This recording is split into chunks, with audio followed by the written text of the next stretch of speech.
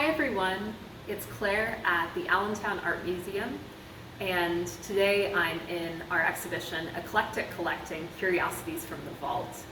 And I'm excited to share with you on this Textile Tuesday some Chinese children's shoes, animal shoes from the early 1900s.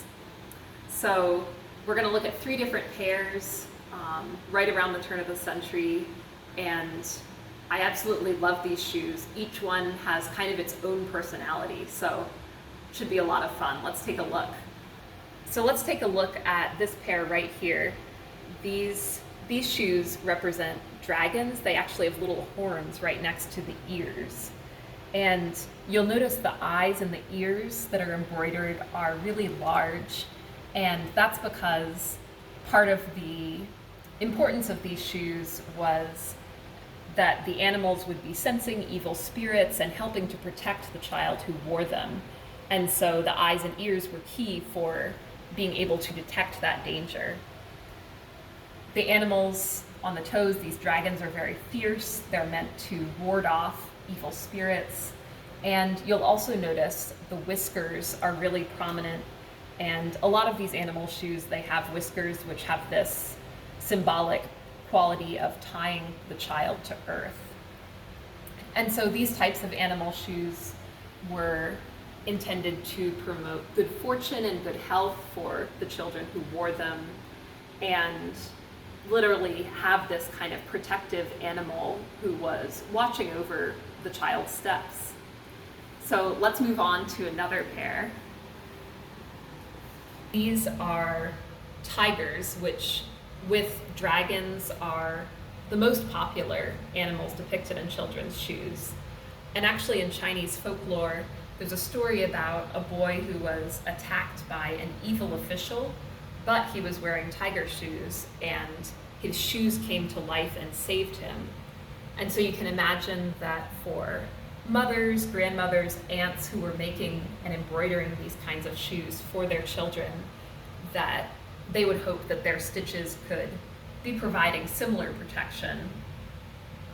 And so if you look at the sides of the shoes, you can see they have floral embroidery and this metallic thread that would have been really gleaming. That's the heavier thread along the lower side of the shoe. And children wore not just animal shoes, but also sometimes animal hats and other accessories, especially for New Year's and other festive occasions and celebrations like the commemoration of a child's first 100 days of life. Last but not least, we have this pair of shoes right here. And so you get these variations on the animal shoe with other powerful animals, such as ones from the Chinese zodiac. These ones may represent phoenixes, and I love how the maker used applique, kind of like collaged pieces of silk that are stitched on to create this design. The other really cool thing about these shoes is that they're actually in two pieces. So the boot part comes apart from the slipper, and they could be worn separately. So I absolutely love all of these shoes. They're fabulous and charming and have so much personality, but they're not just cute. They really have this huge cultural significance and relate to centuries of tradition and embody this hope and love for the children who wore them.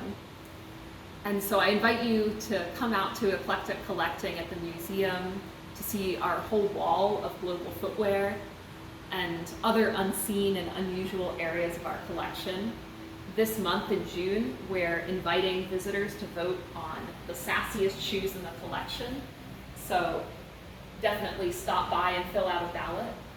And please share your questions and comments below.